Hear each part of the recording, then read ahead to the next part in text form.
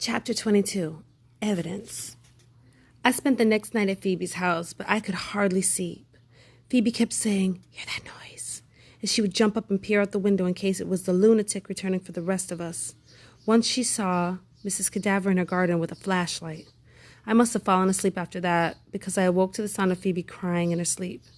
When I woke her, she denied it. "I was not crying. I most certainly was not." In the morning, Phoebe refused to get up. Her father rushed into the room with 2 ties slung around his neck and his shoes in his hand. "Phoebe, you're late." "I'm sick," she said. "I have a fever and a stomachache." Her father placed his hand on his forehead, looked into her eyes, and said, "I'm afraid you have to go to school." "I'm sick, honest. It might be cancer." "Phoebe, I know you're worried, but there's nothing we can do but wait. We have to go on with things. We can't malinger." "We can't what?" Phoebe said. "Malinger. Here, look it up." He tossed her a dictionary from her desk and tore down the hall. "My mother is missing, and my father hands me a dictionary," Phoebe said. She looked at malinger and read the definition.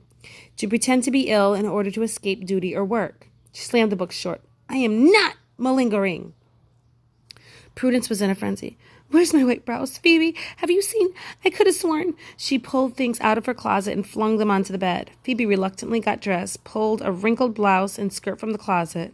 Downstairs, the kitchen table was bare. "No bowls of muesli," Phoebe said. "No glasses of orange juice or whole wheat toast."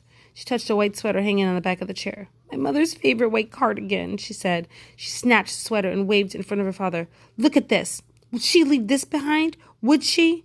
He reached forward and touched its sleeve, rubbing the fabric between his fingers for a moment. "Phoebe, it's an old sweater." Phoebe put it on over her wrinkled blouse. I was uneasy because everything that happened at Phoebe's that morning reminded me of when my mother left. For weeks, my father and I fumbled around like ducks in a fit. Nothing was where it was supposed to be. The house took on a life of its own, hatching piles of dishes and laundry and newspapers and dust. My father must have said, "I'll be jiggered," 3,000 times. The chickens were fidgety, the cows were skittish, and the pigs were sullen and glum. Our dog, Moody Blue, whimpered for hours on end. When my father said that my mother was not coming back, I refused to believe it. I brought all of her postcards down from my room and said, "She wrote me all these. She must be coming back." And just like Phoebe, who had waved her mother's sweater in front of her, I had brought a chicken in from the coop. "Would Mom leave her favorite chicken?" I demanded. "She loves this chicken." What I really meant was, how can she not come back to me? She loves me. At school, Phoebe slammed her books on the desk. Beth Ann said, "Hey, Phoebe, your blouse is a little wrinkled." "My mother's away," Phoebe said. "I iron my own clothes now," Beth said. "I even iron." To me, Phoebe whispered, "I think I'm having a genuine heart attack." I thought about a baby rabbit that our dog, Moody Blue, caught and carried around. She was not actually lunching on the rabbit, just playing. I finally coaxed Moody Blue to drop it, and when I picked up the rabbit, its heart was beating faster than anything. Faster and faster it went, and then all of a sudden, its heart stopped.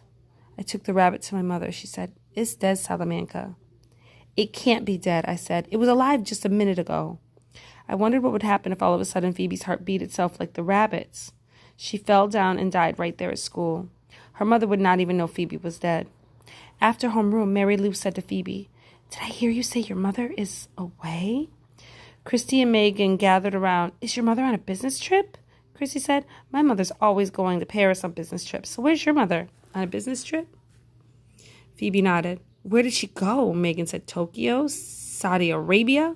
Phoebe said, "London." "Oh, London." Christy said, "My mother's been there." Phoebe turned to me with a puzzled expression on her face. I think that she was as surprised as what she had said, but I knew exactly why she'd lied. It was easier sometimes. I'd done this myself when people asked about my mother. "Don't worry, Phoebe," I said.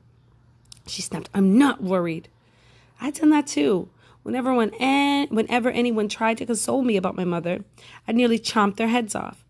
I was a complete ornery old donkey. When my father would say, "You must feel terrible," I denied it. "I don't," I told him. "I don't feel anything at all." But I did feel terrible.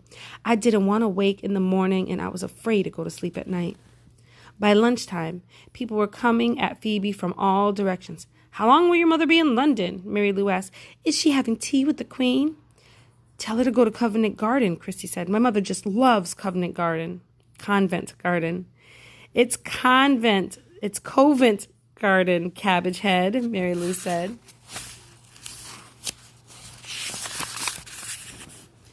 It isn't, Christy said. I'm sure it's Convent Garden.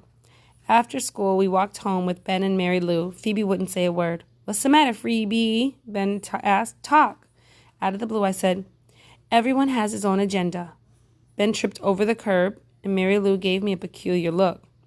I kept hoping that Phoebe's mother would be home, even though the door was locked. I kept hoping. Are you sure you want me to come in? I said, maybe you want to be alone. Phoebe said, I don't want to be alone. Call your dad and see if you can stay for dinner. Inside, Phoebe said, Mom. She walked through the house, looking in each room. That's it, Phoebe said. I'm going to search for clues, for evidence that the lunatic has not been here, for evidence that the lunatic has been here, and drag my mother off. I wanted to tell her that she was just fishing in the air and that probably her mother had not been kidnapped, but I knew that Phoebe didn't want to hear it. When my mother didn't return, I imagined all sorts of things. Maybe she had cancer and didn't want to tell us and was hiding in Idaho. Maybe she got knocked on the head with amnesia and was wandering around Lewiston, not knowing who she really was, or thinking she was someone else. My father said, She does not have cancer, Sal. She does not have amnesia. Those are fishes in the air. But I didn't believe him. Maybe he was trying to protect her or me. Phoebe prowled through the house, examining the walls and the carpet, searching for bloodstains. She found several suspicious spots and unidentifiable hair strands. Phoebe marked the spots with pieces of adhesive tape and collected the hairs on the envelope. Prudence was in a lather when she came home. I made it. She said, I made it. She's jumping all about. I made cheerleading. When Phoebe reminding her that their mother had been kidnapped, Prudence said, Oh, Phoebe, Mom wasn't kidnapped. She stopped jumping and looked around the kitchen. So what are we supposed to have for dinner? Phoebe rummaged around the cupboards. Prudence opened the freezer compartment and said, Look at this. For a terrible moment, I had thought she had found some chopped up body parts in there. Maybe, just maybe, Phoebe was right. Maybe a lunatic had done away with their mother. I couldn't look, and I couldn't hear Prudence moving things in the freezer. At least she wasn't screaming. There were no body parts in the freezer. Instead, stacked neatly were plastic containers, each with a note attached. Brooklyn Cast, $3.50, 1 hour. Prudence read. Mac Chi, $3.25, 45 minutes. And on and on. What's Brooklyn Cast? I said. Phoebe pried the lid, and inside was green and yellow hearted mass. Broccoli and lentil casserole, she said. When their father came home, he was surprised to see dinner on the table. Prudence showed him the freezer contents. He said. At dinner, we all ate quietly. I don't suppose you've heard anything from Mom, Prudence asked her father. Not yet. I think we should call the police, Phoebe said. Phoebe, I'm serious. I found some suspicious spots. Phoebe pointed towards the 2 adhesive taped areas beneath the dining room table. What's that tape doing down there? He asked. Phoebe explained about the potential blood spots. Blood? Prudence said. She stopped eating. Phoebe pulled out the envelope and emptied the hair strands on the table. Strange hairs, Phoebe explained. Prudence said, Ugh. Mr. Winterbottom tapped his fork against his knife. Then he stood up, took Phoebe's arm, and said, Follow me. He went to the refrigerator, opened the freezer compartment, and indicated the plastic containers. If your mother had been kidnapped by a lunatic, would she have had the time to prepare all these meals?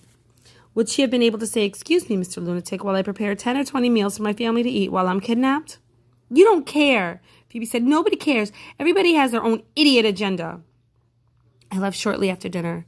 Mr. Winterbottom was in his study, phoning his wife's friends to see if they had any idea where she might have gone. At least he's doing something, but I still think we should call the police. As I left Phoebe's, the deadly, crackly voice of Margaret Cadaver called to me from the house next door. Sal, do you want to come in? Your father's here. We're having dessert. Join us. My father appeared behind her. Come on, Sal, he said. Don't be a goose. I'm not a goose, I said. I've already had dessert, and I'm going home to work on my English report. My father turned to Margaret. I'd better go with her. Sorry. Margaret didn't say anything. She just stood there as my father retrieved his jacket and joined me. I knew it was mean, but I felt as if I had won a little victory over Margaret Cadaver.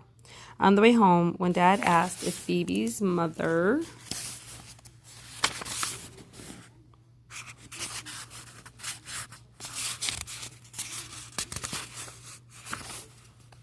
Dad asked if Phoebe's mother had come back yet. I said no.